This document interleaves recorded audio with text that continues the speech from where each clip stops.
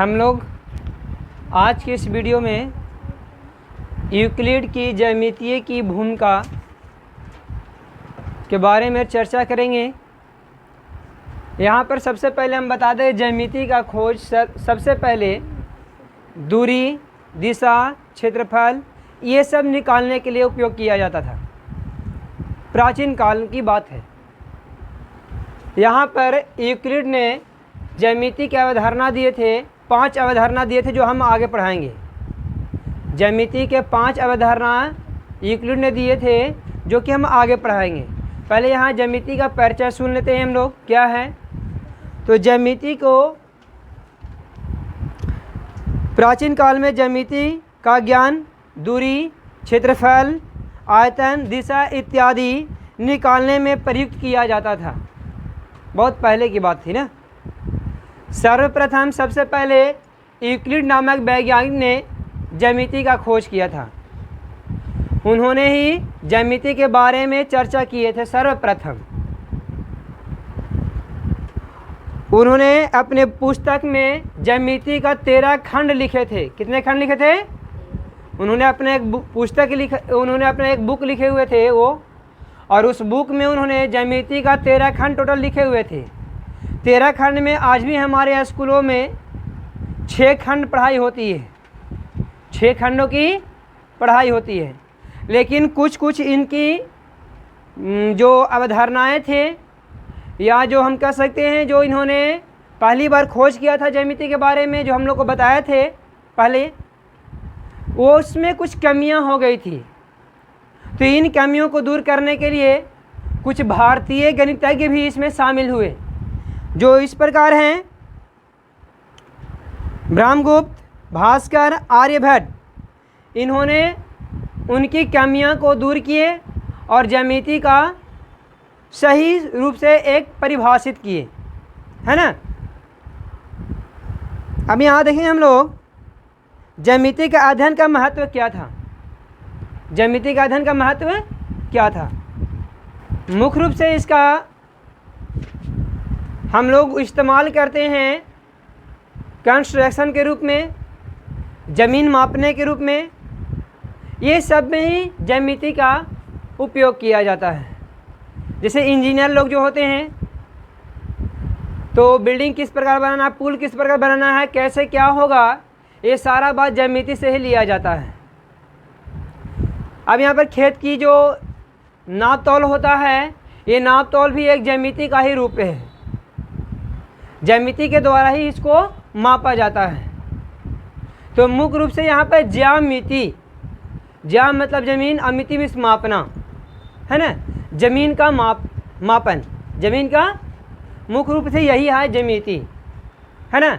अब देखिए यहाँ पे यूक्लिड ने क्या क्या बात बताए थे, इसके बारे में सुन लीजिए। जो वस्तु दूसरे वस्तु के बराबर होती है वे आपस में बराबर होती है। जो वस्तु किसी दूसरे वस्तु के बराबर होती है, वे दोनों वस्तु आपस में क्या होते हैं? बराबर होते हैं। फिर उन्होंने कहा, यदि 2 समान वस्तुओं में समान वस्तु जोड़ी जाए तो दोनों का योगफल भी समान होंगे। दोनों का योगफल भी क्या होंगे? समान होंगे।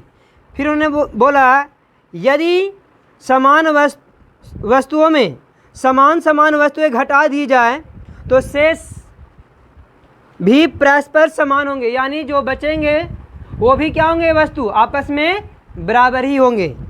फिर बोला गया, यदि असमान वस्तु में समान वस्तु जोड़ी जाए या घटाई जाए तो वो असमान ही होंगे। क्या होंगे? असमान में आपस में बराबर नहीं होंगे। ठीक है। फिर उन्होंने बताया कि जो वस्तु किसी एक वस्तु की दुगनी या 3 गुनी आदि हो, वे परस्पर समान होती हैं। वे परस्पर क्या होते हैं?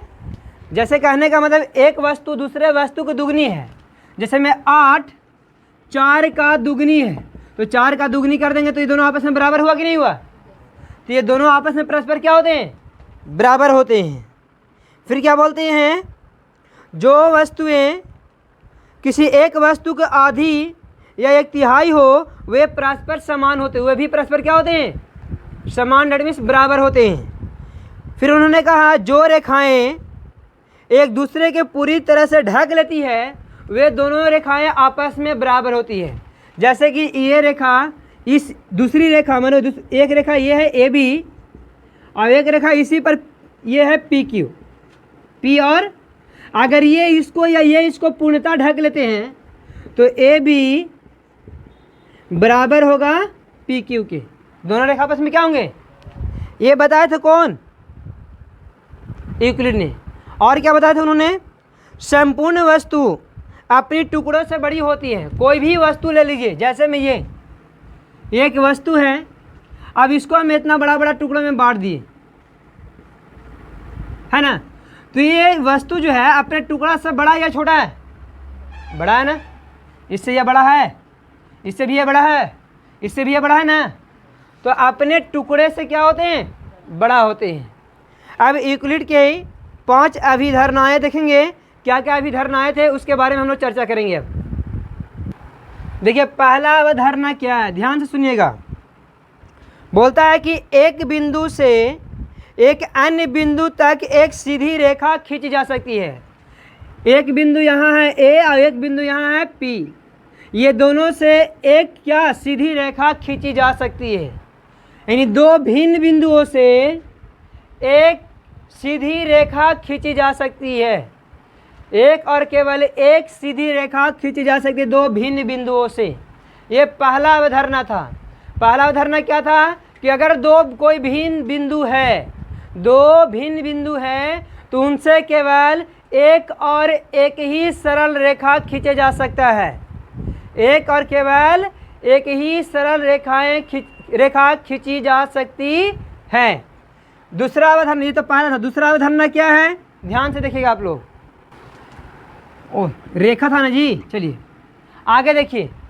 फिर बोलता है कि एक शांत रेखा को अनिश्चित रूप से बढ़ाया जा सकता है। ये एक शांत रेखा है तो ये रेखा को इस ओर अनंत तक ले जाया जा सकता है और इस ओर भी अनंत तक ले जा सकता है। तो वही बोला एक शांत रेखा को अनिश्चित रूप से बढ़ाया जा सकता है, कहीं भी इसको ले जाया जा सकता है, अनंत दूरी तक जाएगा, इसके दूरी कोई निश्चित नहीं होता है ना। अब तीसरा अवधारणा क्या है, ध्यान से सुनिएगा।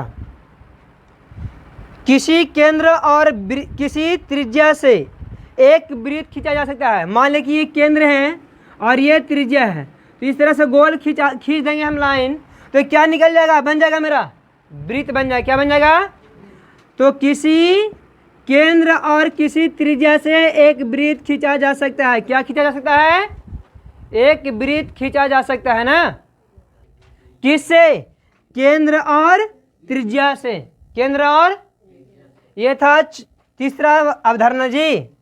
अब देखते हैं चौथी अवधारणा क्या है, इधर बताते हैं। सभी देखिए चौथी अवधारणा क्या है, चौथा अवधारणा है कि सभी समकोण एक दूसरे के बराबर होते हैं। जितने भी समकोण होते हैं सब एक दूसरे क्या होते हैं, ये वाला हो गया, ये इतना बड़ा हो गया, ये हो गया, सभी आपस में क्या है, सभी समकोण आपस में क्या होते हैं, बराबर होते हैं। क्लियर है। क्योंकि इसका मान भी 90 डिग्री और इसका मान भी क्या हो गया, तो दोनों आपस में बराबर ही ना हुआ जी। अब लास्ट अवधारणा क्या है, पांचवा अवधारणा देखते हैं हम लोग। यदि किसी सीधे रेखा को सीधी रेखाओं पर गिरकर अपनी एक ही ओर अनंत कोण इस प्रकार बनाए कि दोनों कोणों का योग मिलकर एक समकोण, दो समकोण से कम हो, तो वे दोनों सीधी रेखाएं अनिश्चित रूप से बढ़ाए जाने पर किसी उसी ओर मिलती है जिस ओर या योग दो समकोण त्रिभुज से कम होता है। ये पांचवी अवधारणा क्या था, पांचवी अवधारणा था कि दो विभिन्न प्रतिच्छेदी रेखाएं, यानी दो रेखाएं एक दूसरे को काटती हैं, तो ये दोनों रेखाएं एक दूसरे के समांतर नहीं हो सकती है। एक दूसरे के समांतर, क्योंकि समांतर रेखाएं एक दूसरे को प्रतिच्छेदी नहीं करती, एक दूसरे को काटते नहीं हैं। दो प्रतिच्छेदी रेखाएं कभी आपस में समांतर नहीं होती है, क्योंकि प्रतिच्छेदी रेखाएं के बीच की दूरी हर एक जगह बराबर नहीं हो सकती है। देखिए ये दोनों के बीच की दूरी बराबर है हर एक जगह, क्या नहीं ना है जी। तो ये समांतर रेखा नहीं होगी। समांतर रेखा किसे कहते हैं? वैसी दो या दो से अधिक रेखाएं जिनके बीच की दूरी हर एक जगह बराबर होती है, तो इसे समांतर रेखाएं कहते हैं। क्या बोलते हैं? इसके बारे में आगे भी हम लोग चर्चा करेंगे, फिलहाल यहाँ इतना ही समझना था। क्लियर है? यहाँ देखिए बिंदु के बारे में हम लोग चर्चा करेंगे। अब बिंदु है क्या? बिंदु एक ऐसी ज्यामितीय आकृति है जो अपरिभाषित है, जिसको परिभाषित नहीं किया जा सकता है, लेकिन हम बोल सकते हैं वैसे ज्यामितीय आकृति जिसका अस्तित्व हो, जिसका केवल क्या हो? न लंबाई हो, न चौड़ाई हो, न मोटाई हो, कुछ नहीं हो, केवल अस्तित्व हो, उसे हम लोग बिंदु कहते हैं। क्या बोलते हैं?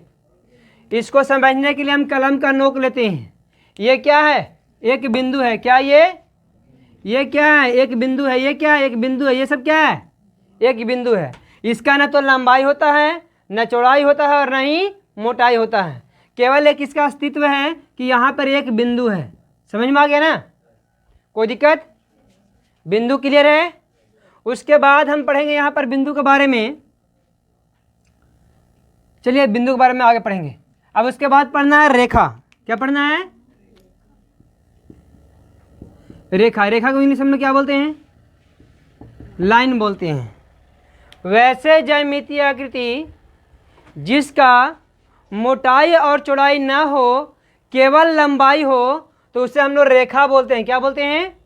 वैसे ज्यामितीय आकृति जिसका मोटाई और चौड़ाई ना हो, केवल क्या हो?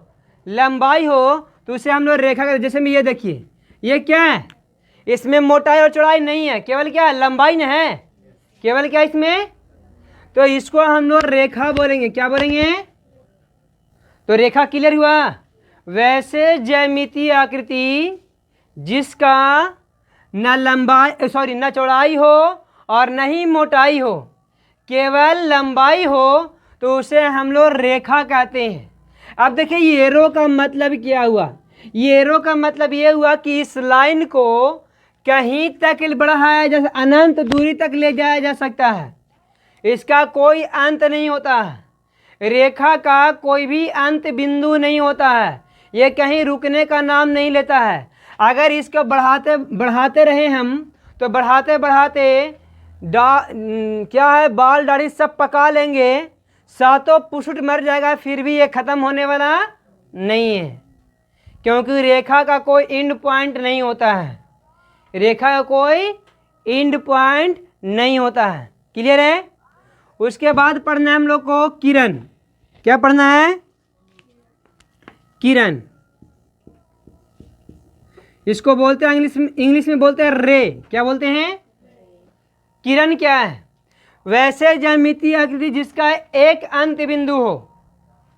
क्या हो? एक अंत बिंदु हो, उसे हम लोग बोलते हैं किरण बोलते हैं। क्या बोलते हैं? जैसे में यहाँ देखिए, ये क्या है? इधर वाला ये बिंदु अंत हो गया। अब लेकिन एक साइड ये अनंत दूरी तक जाएगा, ये भी कहाँ तक जाएगा? अनंत दूरी तक जाएगा। क्लियर है? सॉरी। अब देखिए ये क्या है? एंड पॉइंट है, यानी ये रेखा को ये साइड हम नहीं बढ़ा सकते हैं, इस रेखा को इस साइड हम नहीं बढ़ा सकते, लेकिन इसके विपरीत इस साइड हम अनंत दूरी तक ले जा सकते हैं। इसकी दूरी कोई निश्चित नहीं होती है, अनंत दूरी तक जाएगी। क्लियर है? कोई दिक्कत है? आगे देखिए, उसके बाद पढ़ना है रेखाखंड।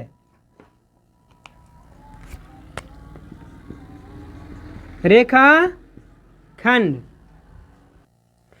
इंग्लिश में क्या बोलते हैं? इसको लाइन सेगमेंट बोलते हैं। क्या बोलते हैं? अब वो लाइन सेगमेंट का मतलब क्या हुआ? रेखाखंड। रेखाखंड, खंड मीन्स टुकड़ा, रेखा का टुकड़ा। तो रेखा के टुकड़े को रेखाखंड कहते हैं।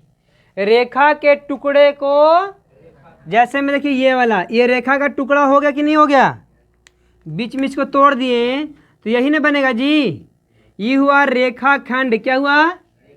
और रेखाखंड न तो इस ओर बढ़ाया जा सकता है अब, और न ही इस ओर बढ़ाया जा सकता है। जब टुकड़ा कर देंगे तो और बढ़ेगा, ये नहीं ना बढ़ेगा। तो रेखा को टुकड़े को रेखाखंड कहते हैं। और रेखाखंड में दो एंड पॉइंट होता है। कितने अंत बिंदु होते हैं? दो अंत बिंदु होते हैं।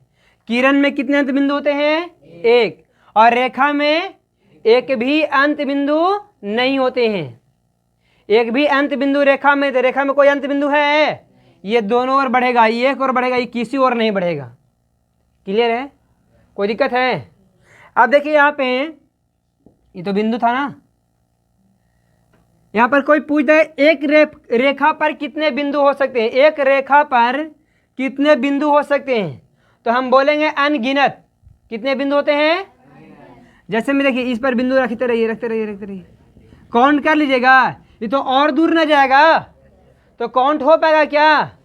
तो एक रेखा पर अनंत बिंदु होते हैं, एक रेखा पर, किरण पर भी अनंत बिंदु, लेकिन ये पूछेगा नहीं, किरण पर ये पूछेगा कि किरण में कितने अंत बिंदु होते हैं, तो एक। कितने अंत बिंदु होते हैं? एक अंत बिंदु होते हैं। और लाइन, रेखाखंड, लाइन सेगमेंट, इसमें कितने अंत बिंदु होते हैं, तो दो। कितने अंत बिंदु होते हैं? एक बिंदु यहाँ है और एक बिंदु, तो दो अंत बिंदु है ना जी, कि नहीं है? उसके बाद आप लोगों को पूछा जा सकता है, अब देखिए दो रेखाएं एक दूसरे को यदि काटती हो, या दो प्रतिच्छेदी रेखाओं में केवल एक उभयनिष्ठ बिंदु होते हैं, दो प्रतिच्छेदी रेखाओं में, जैसे में एक रेखा ये है और एक रेखा ये है ना, तो ये दोनों रेखाओं में एक और केवल एक ही उभयनिष्ठ बिंदु होते हैं। उभयनिष्ठ बिंदु कहते हैं, ये बिंदु ओ मान लेते हैं। क्या मानते हैं? तो बिंदु ओ जो है से इस रेखा पर भी है और इस रेखा पर भी है, तो दोनों पर है बिंदु ओ न जी, तो इसीलिए इसको उभयनिष्ठ बिंदु बोलते हैं। क्या बोलते हैं?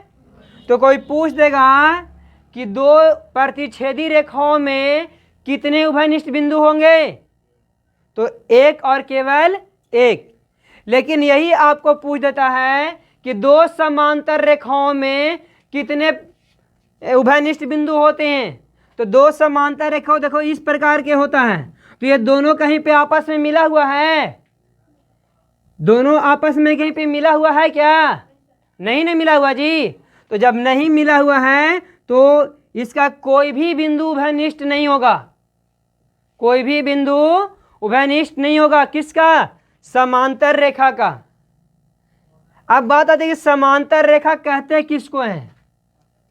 समांतर रेखा वैसी दो या दो से अधिक रेखाएं जिनके बीच की दूरी हर एक जगह बराबर हो, समांतर रेखा कहते हैं। क्या कहते हैं?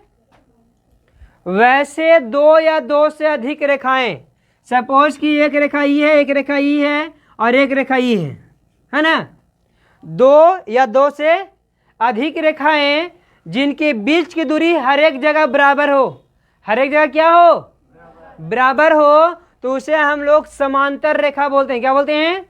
जैसे यहाँ से यहाँ तक के बीच की दूरी 3 सेंटीमीटर, यहाँ से यहाँ तक भी 3 सेंटीमीटर, यहाँ से यहाँ तक भी 3 सेंटीमीटर है, तो हम यहाँ पर देख रहे हैं कि हर एक जगह बीच की दूरी बराबर है कि नहीं? फिर यहाँ से यहाँ तक 2 सेंटीमीटर, यहाँ से यहाँ तक 2 सेंटीमीटर और यहाँ से यहाँ भी 2 ही सेंटीमीटर है, तो ऐसे स्थिति में ये तीनों रेखाएं एक दूसरे के समांतर है। तीनों रेखाएं एक दूसरे क्या है?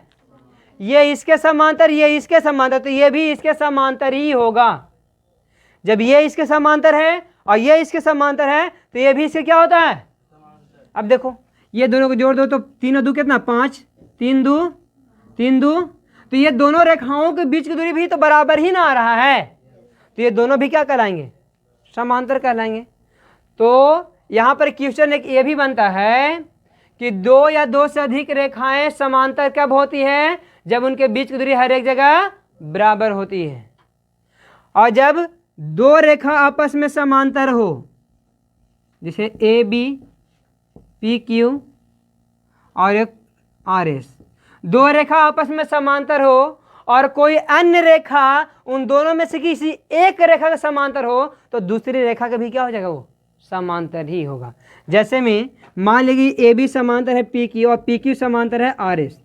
यदि पी क्यू आर एस के समांतर है तो आर एस भी ए बी के समांतर ही होगा। आर एस भी ए बी के क्या होगा? समांतर होगा। सॉरी ये होगा ना, ठीक है, कोई दिक्कत नहीं है।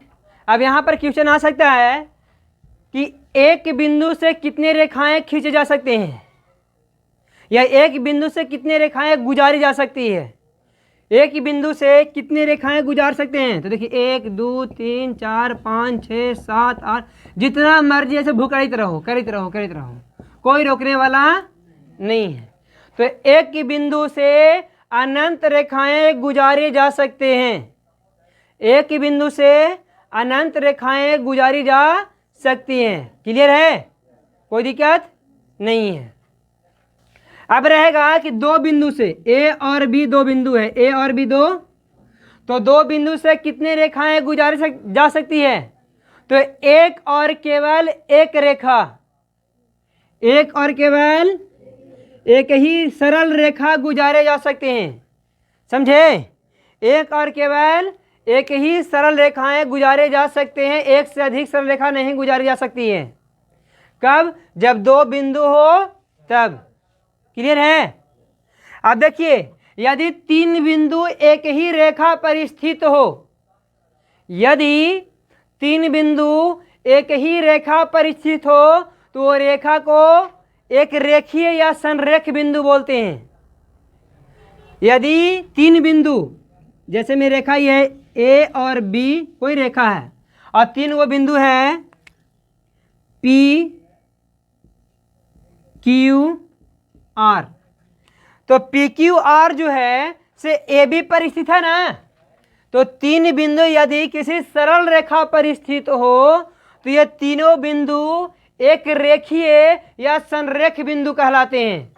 एक रेखीय बिंदु या संरेख बिंदु कब कहलाते हैं, जब तीनों बिंदु एक सरल रेखा पर स्थित हो तब। जैसे कि यहाँ पर ए बी एक सरल रेखा है, तो इस पर पी क्यू आर एस तीनों एक ही रेखा पर स्थित है ना, तब हम कह सकते हैं कि ये संरेख बिंदु है। क्या है, और संरेख बिंदु में पी आर बराबर होता है P Q plus R Q R के। संरेख बिंदु में ये नियम ही याद रखिएगा, संरेख बिंदु में ये नियम होता है कि पी आर जो होता है पी क्यू और क्यू आर के बराबर होता है। यानी दोनों लास्ट वाला जो पॉइंट होते हैं उनके बीच की दूरी, मध्य में जो काट रहा है, या कहीं भी काट सकता है, मध्य में भी काट सकता है, कहीं भी काट सकता है, उन दोनों के बीच की दूरी के योगफल के बराबर होता है। क्लियर है। उसके बाद यदि तीन बिंदु एक ही रेखा पर स्थित नहीं है, क्या एक सरल रेखा पर ये तीनों स्थित हैं, क्या ये तीनों बिंदु एक सरल रेखा पर स्थित है, नहीं ना है। ये जो देखिए ये दो ही रेखा पर मिला, ये रेखा पर दो ही बिंदु मिला, इस रेखा पर भी दो ही बिंदु मिला, तो तीनों बिंदु किसी रेखा पर मिल रहा है क्या, तो जब नहीं मिलता है तो इसको असंरेख बिंदु बोलते हैं। क्या बोलते हैं, क्या बोलते हैं, इसको असंरेख बिंदु बोलना है। क्या बोलेंगे, क्योंकि तीनों बिंदु एक ही रेखा पर स्थित नहीं है, और जब एक ही रेखा पर स्थित नहीं होता है तो उसको असंरेख बिंदु बोलते हैं। क्या बोलते हैं। अब ये असंरेख बिंदु में क्षेत्रफल होता है, असंरेख बिंदु में क्षेत्रफल, लेकिन संरेख बिंदु का क्षेत्रफल यदि पूछ देता है तो 0 होगा। क्या होगा, देखिए यहाँ एक त्रिभुज बन रहा है कि नहीं बन रहा है, तो ये त्रिभुज का कुछ ना कुछ क्षेत्रफल होगा, लेकिन क्या यहाँ पर त्रिभुज का निर्माण हो रहा है, नहीं ना हो रहा है, तो यहाँ पर क्षेत्रफल 0 होगा। क्षेत्रफल कितना होगा, 0 होता है। क्लियर है। और इसमें ये कोई जरूरी नहीं कि ये दोनों का जो ये दोनों या ये दोनों ये इसका तो कोई भी दोनों का योगफल के बराबर होता है, कोई जरूरी मतलब इसके जैसा ये नहीं होता है, इसके जैसा ये, यानी मान ली ए बी सी है, ए सी कोई ज़रूरी नहीं है कि A B plus B C के बराबर होगा, ये गलत है। क्या हो जाएगा, या बी सी बराबर नहीं हो सकता है ए बी प्लस वो किसका, ए सी की, या ए बी बराबर नहीं हो सकता है किसका, बी सी प्लस ए सी का। क्लियर है, कोई दिक्कत है। यह है असंरेख बिंदु। अब ये क्या है, संरेख बिंदु। क्लियर हुआ।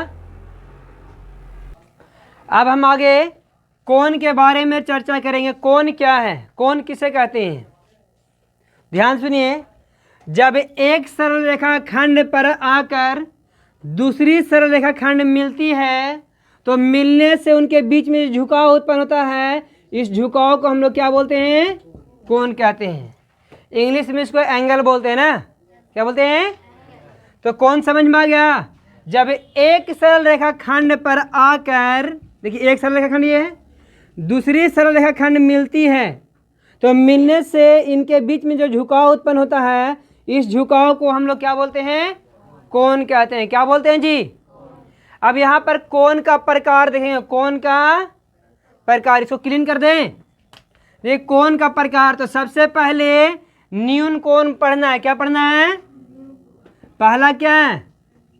न्यून कोण। वैसा कोण जिसका माप, वैसा कोण जिसका माप 0 डिग्री से बड़ा और 180 डिग्री से 90 डिग्री से छोटा हो। कितना हो? 0 से बड़ा और 90 से छोटा हो, उसे हम लोग बोलते हैं न्यून कोण। क्या बोलते हैं? उसके बाद दूसरा है समकोण। क्या है? समकोण। वह कोण जिसका माप 90 डिग्री के बराबर हो, वह कोण जिसका माप 90 डिग्री के बराबर हो, उसे हम लोग समकोण बोलते हैं। क्या बोलते हैं? तीसरा अधिक कोण। वैसा कोण जिसका माप 90 डिग्री से बड़ा और 180 डिग्री से छोटा हो, यानी 90 और 180 के बीच में होगा, तो उसको बोलेंगे अधिक कोण। क्या बोलेंगे? न्यून कोण 0 से 90, समकोण 90 और अधिक कोण 90 से 180 के बीच में होता है। इसके आगे है पूर्ण युक्त कोण। तो जिस कोण का माप 180 डिग्री से बड़ा और 360 डिग्री से छोटा हो, जिस कोण का माप 180 डिग्री से बड़ा और 360 डिग्री से छोटा हो, उसे हम लोग पूर्ण युक्त कोण कहते हैं। क्या बोलते हैं? पूर्ण युक्त कोण कहते हैं। क्लियर है? उसके बाद पढ़ना है पूरक कोण। वैसे दो कोण जिसका माप, या वैसे दो कोण जिनका योगफल 90 डिग्री के बराबर हो। वैसे दो कोण जिसका माप 90 डिग्री के बराबर हो, उसे हम लोग क्या बोलते हैं? पूरक कोण। जैसे में 40 और 50 डिग्री, तो दोनों का योगफल कितना के बराबर है? 90 के बराबर है ना।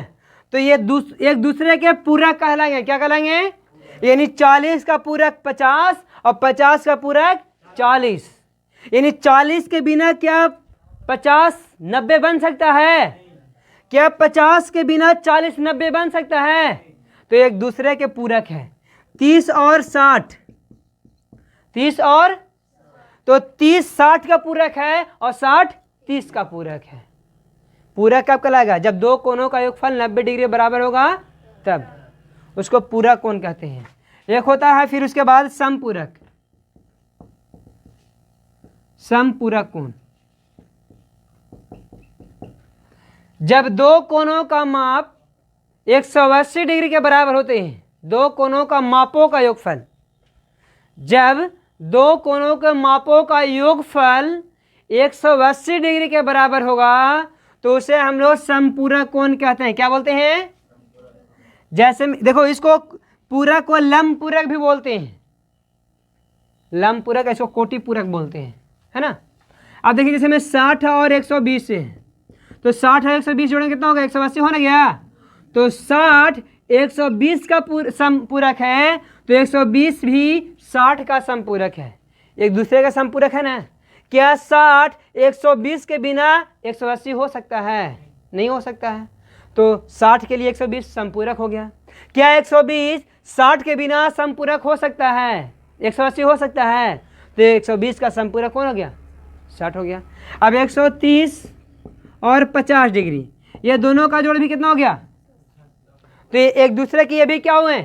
समपूरक हुए। क्या हो गए?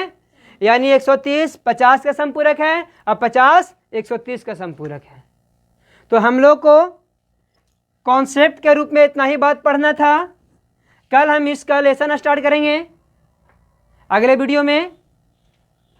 वीडियो में इसका हम लोग लेसन को स्टार्ट करेंगे और इसमें यहाँ देखेंगे लेसन में क्या क्या बात पूछे। इस कॉन्सेप्ट को यदि आप लोगों को समझ में आ गया हुआ तो इस लेसन को समझने में ज़रा भी परेशानी नहीं होगा। ठीक है, बस कॉन्सेप्ट क्लियर होना चाहिए। कॉन्सेप्ट सबको समझ में आया सब चीज़, तो लेसन भी इजी समझ में आएगा। बिल्कुल लेसन आसान से आप ख़त्म कर सकते हैं। घर जाकर प्रैक्टिस कीजिएगा, लेसन का आधा हिसाब आप लोग खुद बना लीजिएगा। ठीक है।